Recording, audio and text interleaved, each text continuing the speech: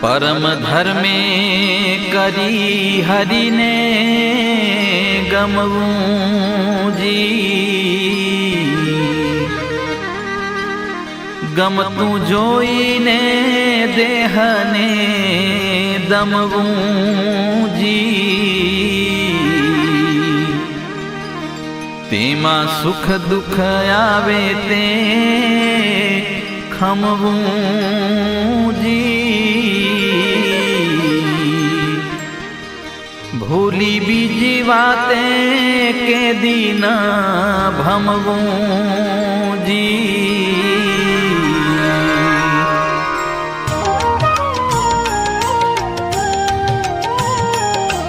भमवूं नहीं भोळापणे रेवूं आज्ञाने अनुसार।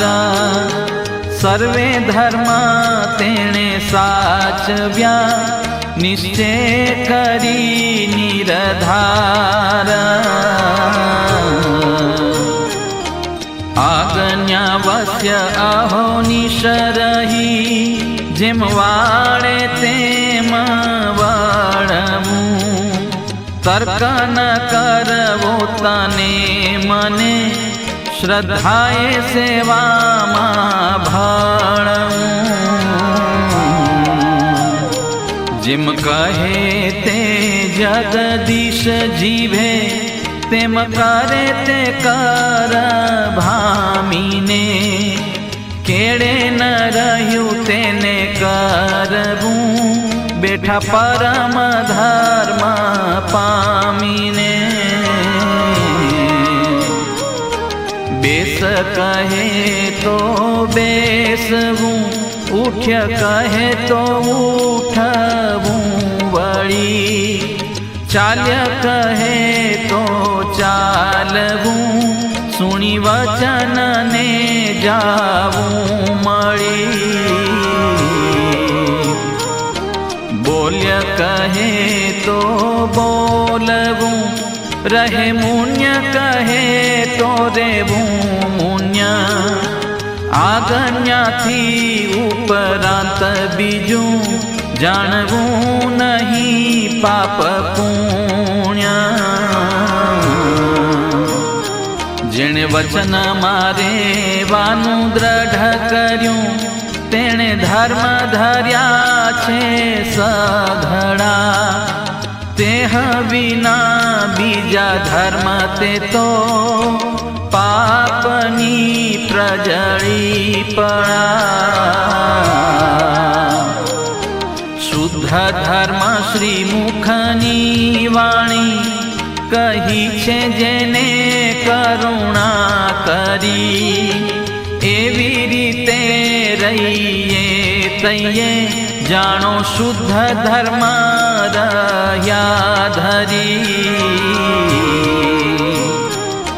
धर्म धर्म सहु कोई कहे पण धर्म मां बहु मर्म छे।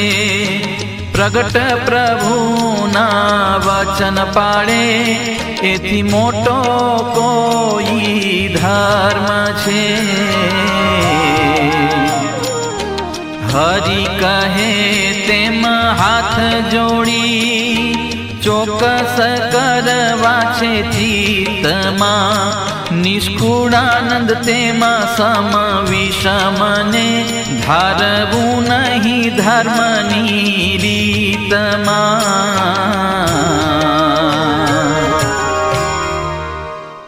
जय स्वामिनारायण। कड़वू 28। परम धर्मे करी हरिने गमवूं जी। गमतुं जोईने देहने दमवूं जी। तेमां सुख दुख आवे ते खमवूं जी। भूली बीजी वाते के दिन भमवूं जी। हवे धर्म पाळवामां आवता विघ्न विશે વાત કરે છે। परम धर्मे करीने हरिने गमवूं जी। परम धर्म पाळीने हरिने गमतामां રહેવું। આપણે બીજાના ગમતામાં રહેવાની જરૂર નથી। મહારાજને ગમતું જોઈને શું કરવું? તો કે દેહને દમવું જોઈએ। દેહને દમવાનો મતલબ કે આજ્ઞા પાળવી તો આપણને અઘરી જ પડે, પણ મહારાજની નજર સામું આપણે જોઈએ મહારાજને આ ગમે છે તો આપણને કોઈ વચન પાળવામાં તકલીફ પડતી હોય તો દેહનું દમન કરીને પણ ધર્મ પાળવો। કારણ કે પહેલું તો આપણને નથી, પણ આમાં જેને આવવું હોય ડુંગળી લસણ નડી, વહેલા ઉઠવાનું નડી, બધી નાની નાની આજ્ઞાઓ છે, પણ તેમ છતાંય એ નડે તો કે દેહનું દમન કરવું પડે ને, તો એ મહારાજને ગમતું છે એમ જાણીને એ પણ સ્વીકારવું. તેમાં સુખ દુઃખ આવે તે ખમવું છે, એટલે કે જે સુખ ને દુઃખ આવે એ ધર્મ પાડવા જાવ એ સ્વાભાવિક છે કે તમને દુઃખ તો આવે, ટોર્ચર તો કરે જ લોકો, તો ભૂલી બીજી વાત એ કદી ન ભમવું છે. ધર્મ મહારાજને બહુ વાલો છે, એ વાત ભૂલી અને બીજા કોઈની વાતમાં આવી અને આપણો રસ્તો બદલવો નહીં. ભમવું નહીં, ભોળાપણે રહેવું, આજ્ઞાને અનુસાર સર્વે ધર્મ તે એને સાચવ્યા, નિશ્ચય કરી નિર્ધાર. કોઈને વાતમાં આવી અને આપણે ભોળપણમાં આવીને આપણી આજ્ઞા મૂકવી નહીં. અને આપણે શેના અનુસાર રહેવું, તો કે આજ્ઞા અનુસાર આપણું જીવન બનાવવું. સર્વ ધર્મ તે એને સાચવ્યો, તો કે એને બધા જ ધર્મ સાચવી લીધા જો આજ્ઞા પ્રમાણે તો નિશ્ચય કરી નિર્ધાર. દ્રઢ એવી ટેક લઈ લીધી તો એને બધા જ ધર્મ સાચવી લીધા. આજ્ઞામાં વસ્યા અહોનિશ રહી, જેમ વાળે તેમ વળવું, આજ્ઞામાં અખંડ રહેવું, અને પછી જ્યાં જ્યાં જે આજ્ઞા થાય એ પ્રમાણે જાણતા જવું, આગળ વધતા જવું. તર્ક ન કરવો તને મને, શ્રદ્ધા એ સેવામાં ભળવું, પછી તો એકે તર્ક કરવો નહીં, મહારાજને મુક્તની સેવાના કાર્યમાં ભળવું.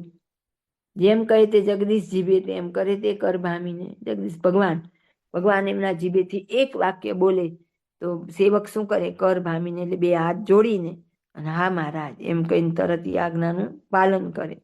કેડે ન રહ્યું તેને કરવું, બેઠા પરમ ધર્મ પામીને. એને પાછળથી બીજું કોઈ સાધન કરવાની જરૂર નથી રહેતી, ત્યાર પછી તો એને પરમ સુખ મળી જાય છે. બેસ કહે તો બેસવું, ઉઠ કહે તો ઉઠવું વળી, ચાલ કહે તો ચાલવું, સુણી વચનને જાવું વળી.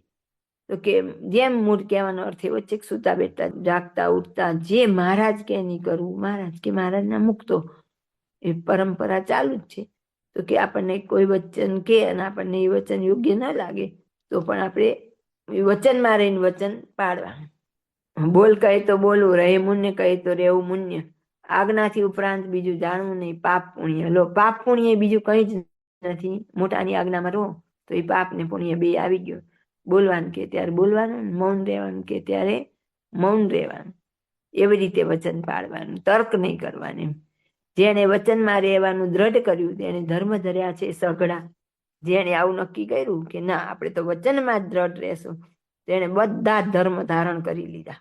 તે વિના બીજા ધર્મ તે તો પાપની પ્રજડી પડા. તો કે એ વિના જેટલા બીજા ધર્મ પાડીએ છીએ, એટલે બીજો ધર્મ શું વળી? અહીં પ્રશ્ન એવું થાય ને, તો પત્ની ધર્મ, પુત્ર ધર્મ, પતિ ધર્મ, પુત્રી ધર્મ, એ બધા આપણા ધર્મ કહેવાય. એ પણ જ્યાં આજ્ઞા, મહારાજની આજ્ઞા, મહારાજના વચન લોપીની બધા ધર્મ પાડવા જઈએ છીએ, સેવકનો ધર્મ, શિષ્યનો ધર્મ, ગુરુનો ધર્મ, તો કે આજ્ઞા વિનાનો એક પણ ધર્મ નકામો છે. તો શું થાય?